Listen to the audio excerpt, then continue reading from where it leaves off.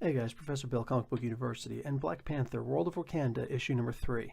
Io and Anika are with the rest of the Dora Milaje discussing the recent decisions to continue following Queen Shuri and the royal family, but they remain skeptical of T'Challa after they'd seen him making deals with Namor, the Atlantean king who wrecked Wakanda and killed so many natives. Falami breaks ranks with the other Dora Milaje and goes to Queen Shuri in cold-hearted lies and says that the Dora Milaje are conspiring against the royal family. She's jealous that Anika and Io are getting so much attention. The royal family refuses to even hear her, knowing that it's better to ignore obvious deception rather than entertaining it for a moment. There's someone else who'll listen, though. Out in the shadows, some ninja-like manservant gives her a piece of paper with instructions to meet Aoka. I've never heard of this guy, so begin the mystery. Well, she goes to the outskirts of the Golden City to an apartment number 33 and meets a cloaked guy. She returns later after getting a nanite injection that makes her stronger and faster than she'd ever imagined.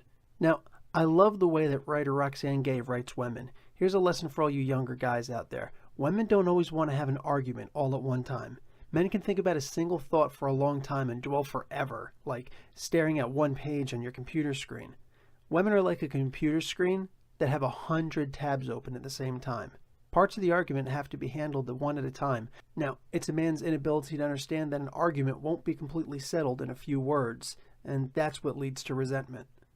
Here, Roxane Gay has an argument between Anika and Io take place in several locations, showing that even though it's a single argument, it wasn't all done in one single sitting. Hell, the conflict wasn't even fully resolved, and that's like marriage. Free advice, guys. Anyway, they relax a little in New York and chill.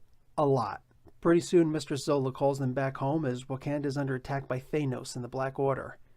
Guys, I'm going to give this comic a B-. What the comic lacked in action, it more than made up for in story and plot. Now, I'm afraid that by adding more story and more plot, more mystery to it now, is only going to wind up disappointing us a lot because I get the feeling that this comic is going to wind up being canceled pretty soon.